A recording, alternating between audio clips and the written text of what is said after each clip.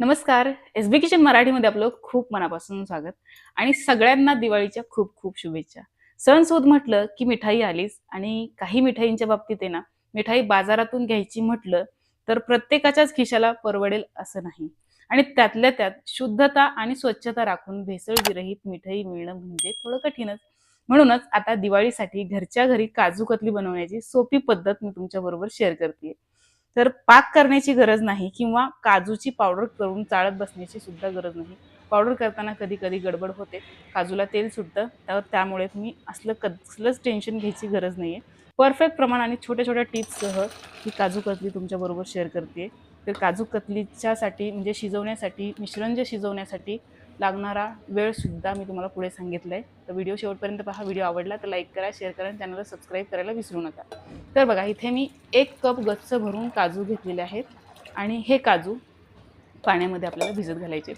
तर सगळ्यात आधी तुम्ही चकित झाला असेल की पाण्यात भिजवून काजू कतली तर प्रत्येकजण म्हणजे करण्याची पद्धत वेगळी असते. काही जण पावडर करतात काजूमध्ये पाणी न घालता म्हणजे आधी कोरडेच काजू वाटून घेतात. तर आपल्याला तसं करायचं नाहीये. काजू आपल्याला भिजत घालायचे. तर काजू भिजत घालण्याच्या आधी मी स्वच्छ धुवून घेतलेत काजू आणि मग भिजत घातलेत. तर 3 तासासाठी आपण काजू भिजवलेत. तुम्ही बघू शकता इथे काजूंची साईज थोडीशी वाढलेली आहे आणि टपोरे-टपोरे असे काजू दिसतायत. इथे मी काजू आहे ना, हे मिक्स काजू वापरलेले आहेत. म्हणजेच मोठे काजू जे असतात, अख्खे काजू सुद्धा वापरलेत आणि पाकळी सुद्धा वापरली, तुकडा काजू सुद्धा वापरलेला आहे. कोणतेही तुम्ही काजू घेऊ शकता, तुमच्याकडे अवेलेबल असतील ते.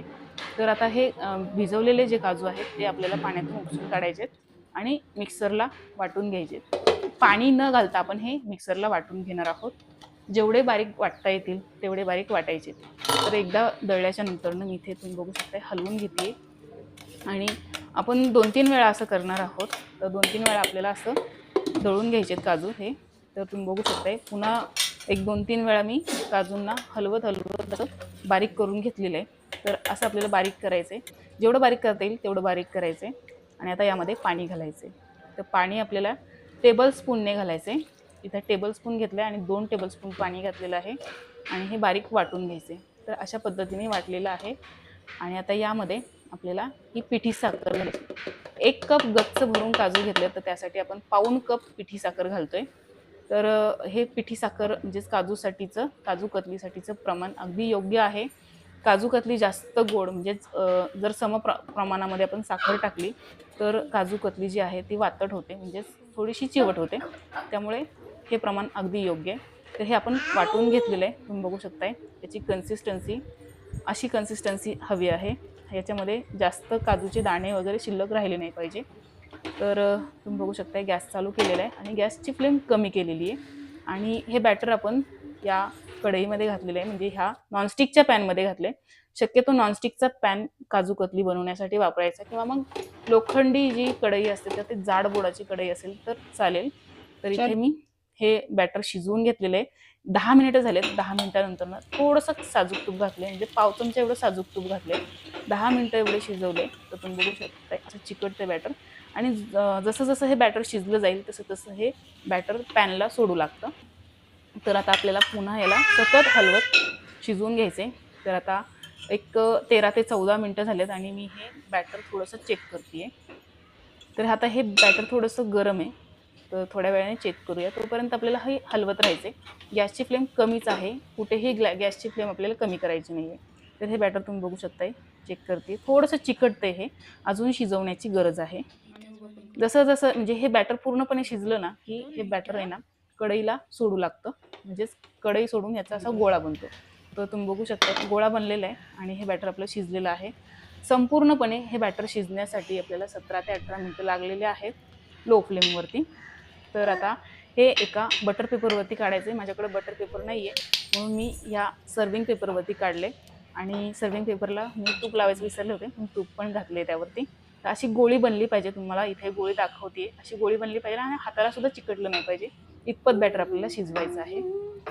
तर तुम्ही बघू शकताय हे बॅटर सगळं आपल्याला स्पॅच्युलाचं वगैरे काढून घ्यायचे आणि असं तिंबून घ्यायचं आहे. तर पेपरने असं आपण तिंबून घेणार आहोत. तर बटर पेपरला त्या पेपरला मी साजूक तूप लावलं होतं थोडंसं चिकटले. तर साजूक तूप लावून आपल्याला हे चांगलं तिंबून घ्यायचं आहे. असं गोळा करून घ्यायचा आहे. एकजीव करायचं चांगलं हे मिश्रण आणि आता आपल्याला हे लाटून घ्यायचं आहे. तर पेपरवरती असं आपण लाटून घेणार आहोत.